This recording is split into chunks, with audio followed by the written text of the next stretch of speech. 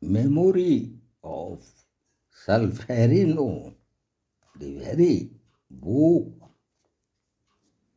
written by a great humanitarian who witnessed the miseries of war and exactly the war of Solferino in between the Austrian armed forces and the joint armed forces of Italy and France, which he witnessed himself, and the very miseries of the war, and his experience led him to the foundation of an international humanitarian organization.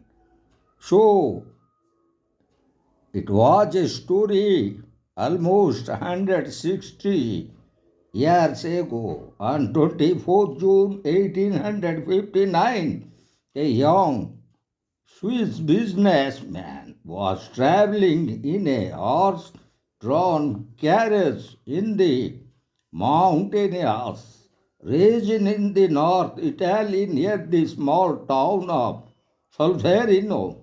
By a chance he arrived near Solferino at a moment when a terrible battle was being fought there between Austria on the one side and the combined forces of France and Italy on the other side.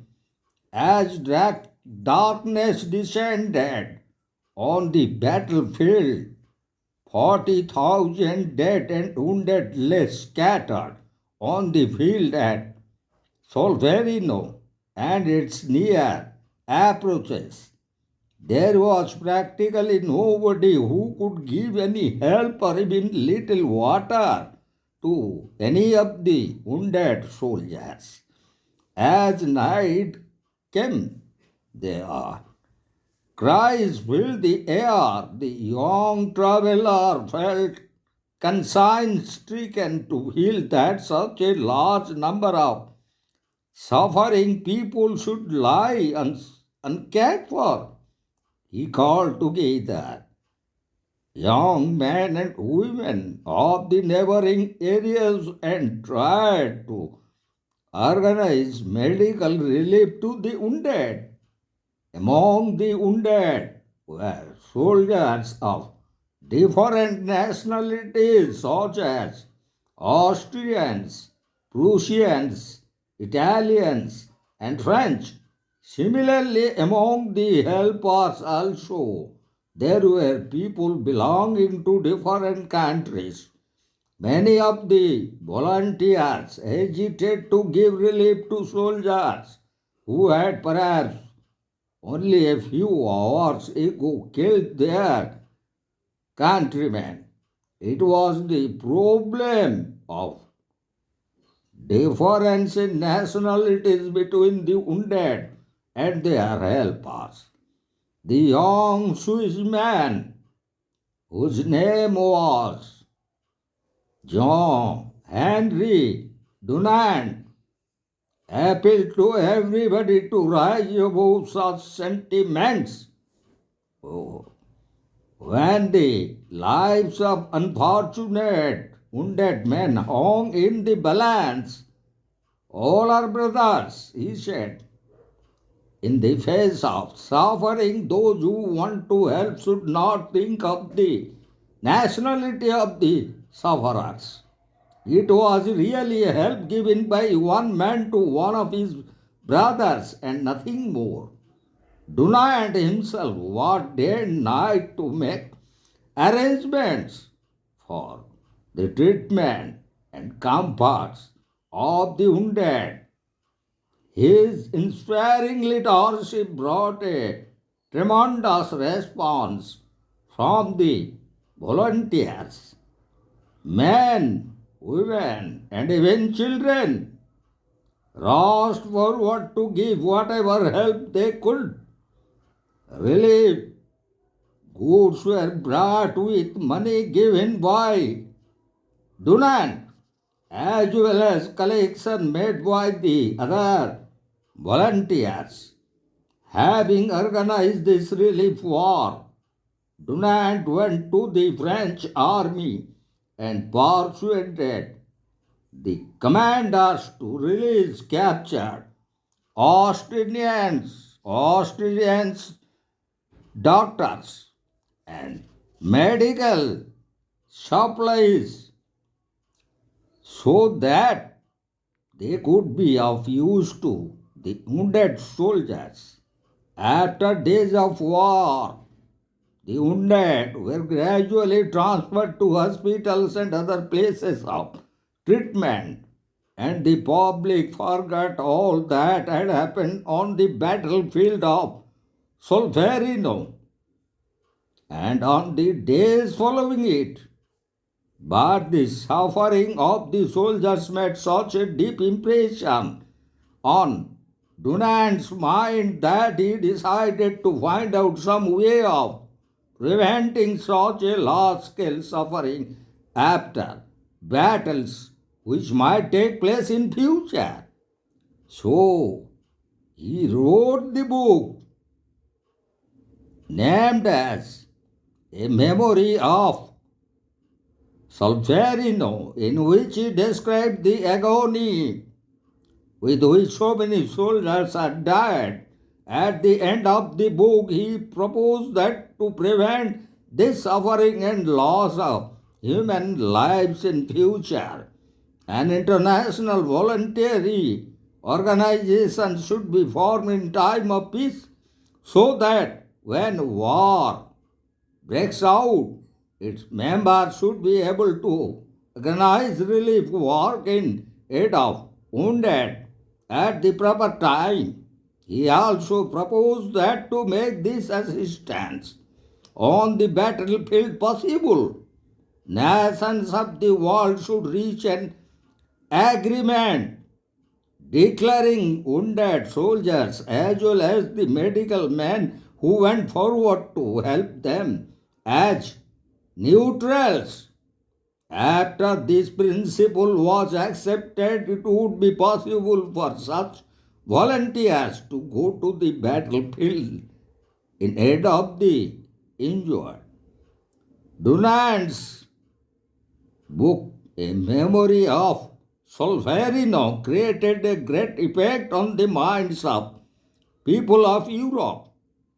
Dunant himself also paid visits to the capitals of the great countries of Europe and persuaded the rulers to help in the formation of an international organization.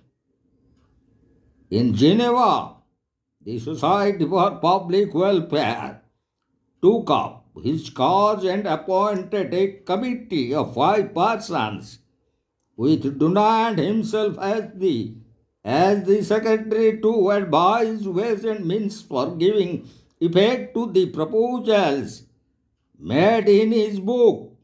The committee called in Geneva an international conference of representatives from different countries in October 1863. At this conference, it was decided to establish the proposed international organization. The Committee of Five became its central international committee. The conference also prescribed an emblem of Red Cross on white ground, which would be worn by the volunteers as their distinctive mark when they went to the battlefield to help the wounded. Following the decision of the conference, national Red Cross societies began to be formed in the different countries of Europe. But it was soon found that in the absence of an agreement between the governments to treat the wounded and the medical men as neutrals. The actual work of relief on the battlefield was hampered at every step. Next year, in the year 1864, therefore, a diplomatic conference of representatives from various governments in Europe met at Geneva, and 12 among them signed the agreement which has become famous in the history as the Geneva Convention. In 1864, 12 European countries signed this agreement to treat the wounded as neutrals and give them all kinds of treatments also in connection to all the required assistance irrespective of their nationality. The safety of the medical men and their equipment, transport, etc. was also guaranteed. This provided a solid basis on which the Red Cross could work as an international organization giving assistance to wounded soldiers on the battlefield in times of war. During the last 160 years, the Red Cross has made great progress. And today, on the 116th year, when we are discussing about Henri Dunant and his famous everlasting book on war, a memory of Solferino, we found the very Red Cross. This humanitarian organization has permanently established in national societies of almost 200 countries all over the world. The Geneva Convention also have been signed at that time by almost all the governments of Europe. So, Red Cross at present is a humanitarian institution doing good work all over the world and relieving people of much of their suffering in times of war and peace alike. But do you so quickly realize what the world would have been without the Red Cross? Without the Red Cross idea of universal brotherhood of man in the face of suffering. What was the world like before the Red Cross was born? What were the thoughts of people when they saw a large number of human beings suffering from some great disaster? Generally speaking, men were good. They felt what they are suffering, brethren, and wanted to help them in their distressed conditions. But how? So, the very answer that when the Red Cross was born to give relief to wounded soldiers on the battlefield, it was an international organization coming forward to deal with a problem which was international in character. Its international outlook, which did not discriminate against anybody for origin of his nationality, brought a sense of security to those who needed its assistance. But to make this impartial humanitarian service possible, it became necessary for the warring nations to come up to an agreement to the effect that the wounded, the sick, and the disabled who cannot fight must be treated as neutral and their lives should be considered sacred. Medical men and their equipment for giving the needed assistance to the wounded should also be immune from attack by the fighting parties. As a result of this realization, the Geneva Convention was signed, thus making the international humanitarian work of the Red Cross possible on a battlefield. In this way, with the birth of International Red Cross, the world saw the dawn of a great idea.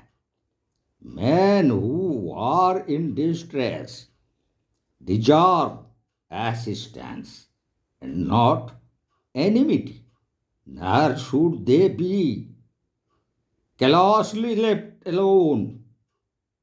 Thanks to the Red Cross again, the same idea was extended to all sufferings caused by big natural calamities, even in the time of peace. The old attitude of indifference, which usually kept people content to leave the sufferings alone, to struggle against misfortunes at best as they could, gave way to the sense of collective responsibility to alleviate distress and not only near one's own home or in one's own country but in any part of the world, however distant it may be. It is this idea of universal brotherhood of mankind in the face of suffering which the Red Cross has contributed towards the evolution of a higher civilization in this world of ours. So 160 years ago, great men of vision set the world on its course to the realization of this ideal of human fellowship by uniting man in a common bond of service through the Red Cross. The fact that this organization has been able to keep alive this ideal for 160 years or more and spread it all over the world and on larger fields of service is the greatest message of hope which the Red Cross brings to the troubled world of today. So, Red Cross is active both in war and peace. During war, it provides comfort to the sick, the wounded, and the prisoners of war. And during peace, it fights against disease, famine, and disaster. The Red Cross symbolizes hope, mercy, and service.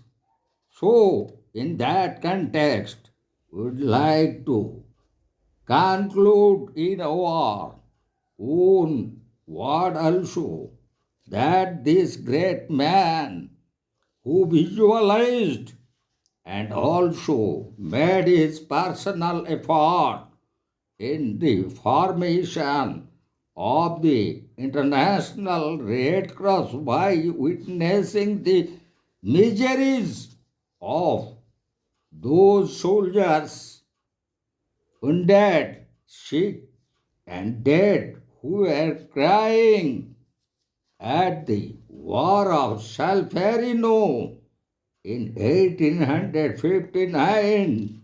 He was no one else than the great Sir HENRI DUNANT, who, for his largest contribution that he made to this world in the way of forming the International Red Cross, which led to the Nobel Committee in Sweden, the Swedish Academy of Nobel Prize in Peace.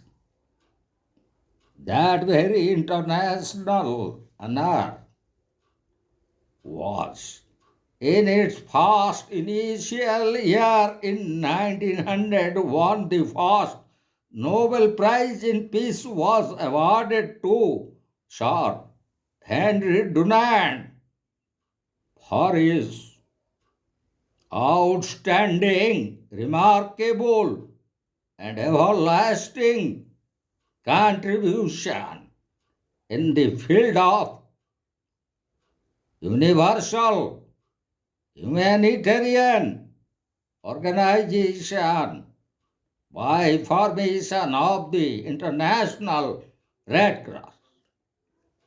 So, this is one of the integral part of war and of also international humanitarian law that we have taught today. And we have started from the very book that was written by HENRI DUNANT, by witnessing the very sufferings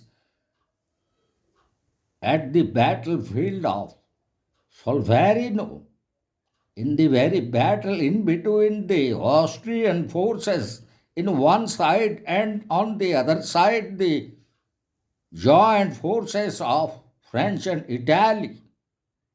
So this very book, A Memory of Solferino, written by Sir HENRI DUNANT, led lasting impact on the world community, and which ultimately led to the formation of Geneva Convention, and which ultimately led to the birth of International Red Cross.